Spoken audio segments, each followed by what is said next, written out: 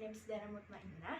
In this video, I'm going to explain about circumference and area of any circle. The formulas that we use to calculate circumference and area are so important that you should really memorize them. So, to help you do that, we're going to look at them side by side. The formula for finding the circumference is equal to pi times diameter. And just like most formulas, we use abbreviations C for circumference and D for diameter.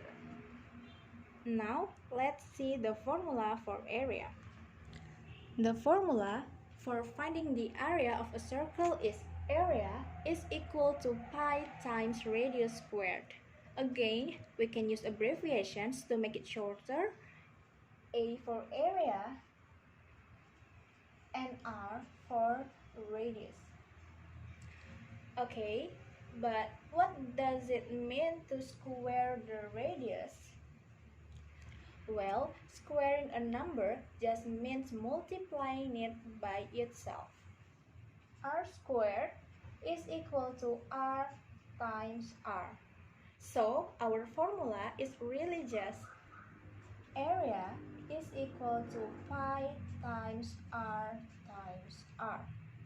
But we write it in the R squared form because it's more compact. And one really important thing to keep in mind is that R squared is not equal to 2 times R. That's a common mistake that students make when first learning how to find the area of a circle.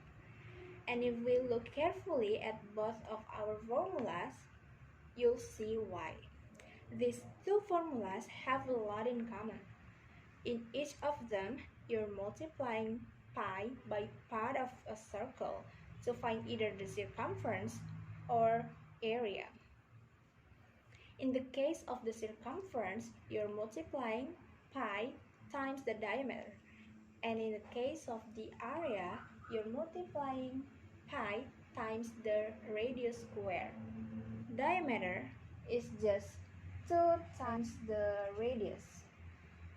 So we could rewrite our formula for circumference like this. Now you can see why it's so easy to get confused. To find the circumference, you take the radius and double it. But for area, you don't double the radius, you square it. And that's a very important difference. To help you see that difference in action, let's find both the circumference and the area of this circle using our two formulas. The only thing we know about this circle is that the radius is 10 meters. First, we use our formula for circumference. Circumference is equal to pi times 2 times R.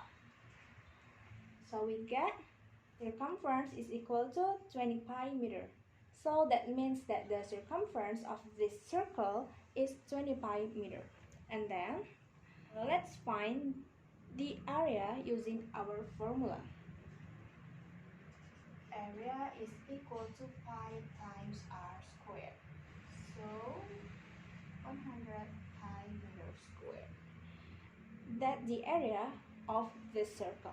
As you can see, the result we get when we square the radius is very different from the result we get when we double it. And one of the most important difference is with the unit of our answer.